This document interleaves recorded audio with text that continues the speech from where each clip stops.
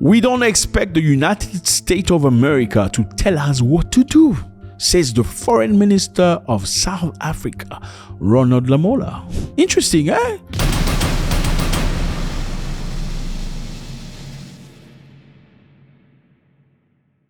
What's up, everybody? I hope you're doing good. It's a beautiful day. Thank you very much for stopping by. You're very much appreciated. How do you find my jacket, man? Feels good, right?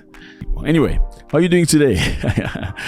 Thank you very much for stopping by. I see you from South Africa, Dumelang, Sanibonani, from Botswana, Namibia. I salute you all from Tanzania, Shikamo, Kenya, Rwanda, Zambia, Uganda, Nigeria, Ghana, Wagwan, mi boss, Jamaica, Trinidad and Tobago. I see you. United States of America, the UK.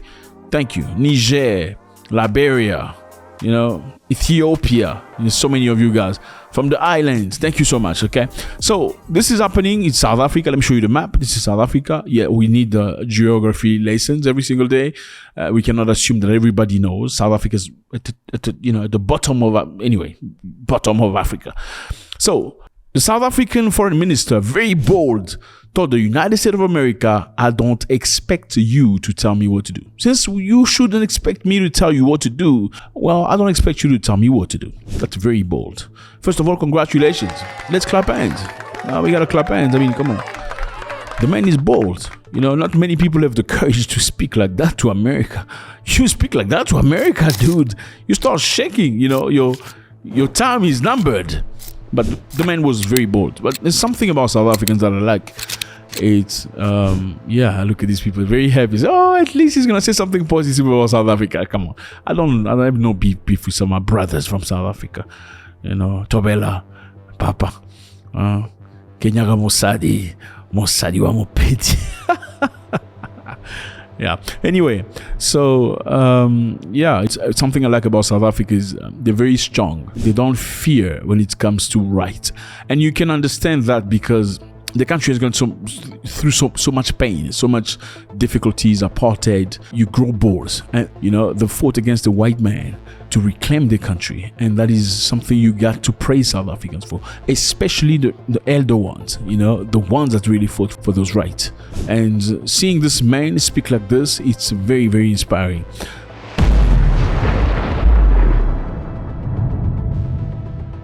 South Africa's foreign minister went to the United States to discuss about geopolitical things. But when they got to the United States, they got intelligence that Israeli diplomats were lobbying US lawmakers to pressure South Africa into dropping its genocide case against Tel Aviv in an international court of law, international court of justice. Now, for those of you who don't remember, South Africa laid charges against Israel in what it was doing in the Gaza. Do you remember that? I'm not going to get into those details because unfortunately when you talk about these things, your video gets censored. I'm telling you, man, this is crazy. There are some countries you don't talk about. It's crazy. It's insane. Just to think about Africa doesn't have a platform where you can actually express yourself freely. It doesn't exist. I'm working on something. I'm telling you, you're going to remember this video. Yeah. So basically, South Africa laid charges saying this is genocide. What you're doing to these brothers in Gaza is not different from what you guys been subjected to many years ago.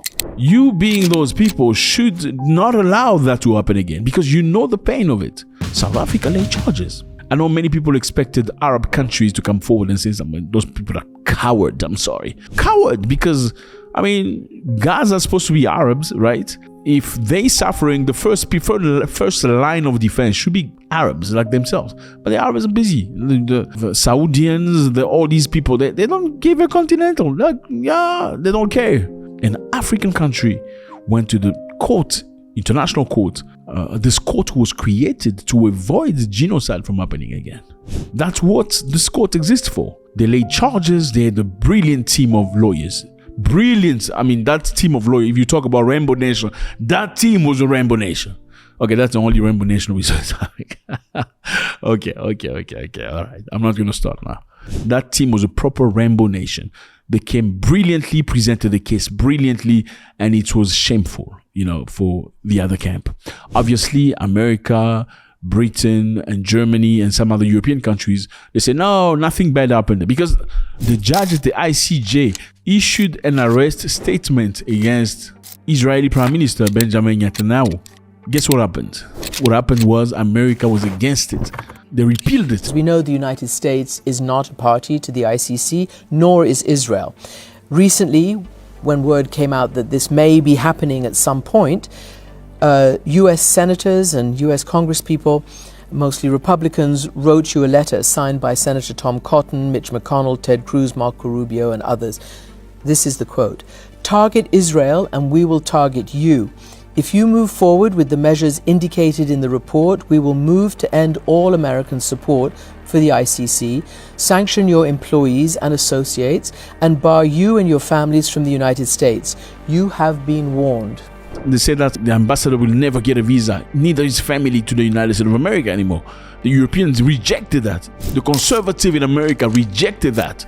I mean, this is the very same court of law that condemned Putin, saying that he's a bad guy, he should be arrested, right? They say Putin should have been arrested because he took kids from Ukraine, taking back to Russia. Why did Putin take kids from Ukraine? He took those kids from that side of Ukraine that speaks Russian. And they feel like those people in that side of Ukraine that speaks Russian are not very much accepted by the Ukrainians that speak Ukrainian. So because they were fighting, there were kids in that area. They move those kids so they don't become victim of a war. They don't understand. Now, because he moved those kids, they say he's guilty and should be arrested. And everybody clapped. America clapped. Europe clapped. Everybody was happy.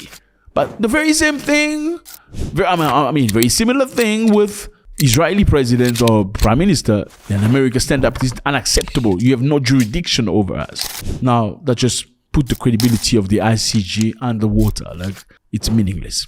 Anyway, the reason why this South African man spoke this way is because they heard that Israeli diplomats were lobbying US lawmakers to pressure South Africa.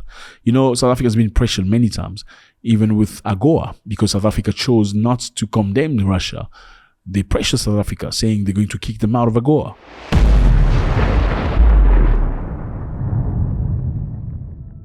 Have you heard of the AGOA? If you're a business that wants to import African goods to the United States, let me tell you the good news. The African Growth and Opportunity Act, or AGOA, provides the framework for U.S.-African trade. More than 6,500 goods can be exported duty-free from Africa to the United States thanks to the AGOA, saving businesses millions of dollars and making them globally competitive. In this example, we can see that a U.S. importer could save up to $3 per kilo when importing onion powder from Africa, and an import of 20 tons can save up to $60,000 in customs duty. The West Africa Trade and Investment Hub, funded by USAID, has vetted numerous exporters and is ready to assist you with these connections with experienced businesses. AGOA is a program that helps Africans.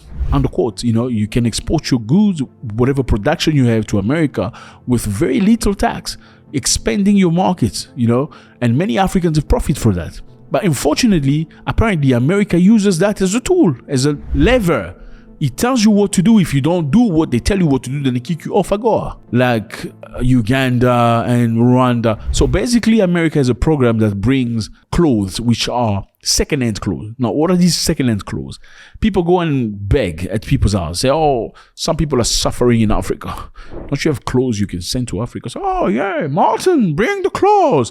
The stinky clothes under the fridge, because some kid in Africa is going to wear them. So they're going to send the stinky clothes from Martin in Oklahoma to Uganda. So they expect the Ugandan guy to put it. Yeah, look, in most Africa, you'll see the second-hand clothes. And Uganda refused. They said, we're not going to accept second-hand clothes anymore. We need to grow our local textile industry. Same for Rwanda. Now, South Africa has been menaced many times, threatened. We're going to kick you off AGOA if you support Russia.